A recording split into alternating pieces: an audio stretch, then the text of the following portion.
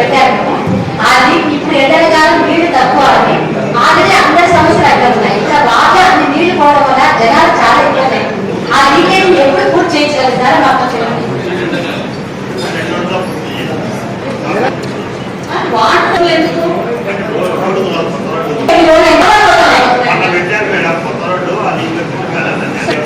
మీరు 2 రోజులు లోపే అసలు సార్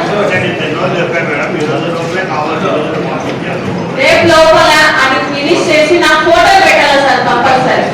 కష్టం అవుతుంది మనకు. కొత్త ఓకే ఓకే అంటే దాదాపు 1.5 సంవత్సరంగా ఇక్కడ మన ఈ కొత్త రోడ్డు వేసిన చోట ఒక లీకేజ్ ఉంది. ఆ లీకేజ్ ద్వారా నీళ్లు విపరీతంగా పోతున్నాయి. ఇది కౌన్సిలర్ దృష్టికి చాలా సార్లు తీసుకొచ్చాం. అంటే ఈ లీకేజ్ పూర్తి చేయండి, ఈ లీకేజ్ పూడిస్తే మాకు నీటి కొరత లేకుండా పోతుంది, అమరావతి నగర్లో ఇబ్బందులు లేకుండా పోతే టౌన్ కూడా నీళ్లకు సమస్యలు తగ్గుతాయి. ఎందుకంటే లీకేజీలు ఎప్పటికప్పుడు పూడ్చుకుంటూ ఉంటే, లీకేజీలను ఎప్పటికప్పుడు తొలగిస్తూ ఉంటే నీటి సరఫరా సక్రమంగా జరిగి 10 రోజులు అయ్యే నీళ్లు 15 రోజులకు వస్తాయి. ఆ విధంగా ఈ లీకేజీలన్నీ కూడా పూడ్చమని చెప్పి డిఈలకు, ఏఈలకు, తర్వాత మున్సిపల్ కమిషనర్కు చాలా సార్లు రిప్రజెంటేషన్ ఇచ్చాం. అయినా ఇక్కడ ఉన్నటువంటి ఈ లీకేజ్ను వాళ్ళు సంవత్సరాలు గడుస్తున్నా దాన్ని పూర్తి చేయలేదు.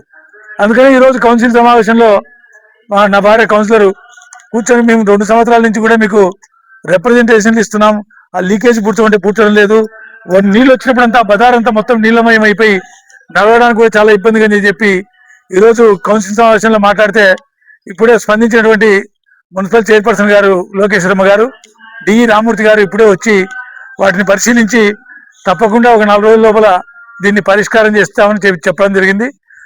వెంటనే స్పందించినందుకు చైర్పర్సన్ లోకేశ్వరమ్మ గారికి, డిఈ రామూర్తి గారికి కృతజ్ఞతలు తెలియజేసుకుంటాం. మాటలతో కాకుండా చేతులతో జరగాలని, మళ్ళీ నీళ్ళు వచ్చే లోపల ఖచ్చితంగా ఈ లీకేజ్ను పూడ్చాలని చెప్పి ఈ సందర్భంగా అధికారులను కోరుతూ ఉన్నాం. నా పేరు వెల్లాల మధుసూదన్ శర్మ, బీజేపీ నాయకుడు.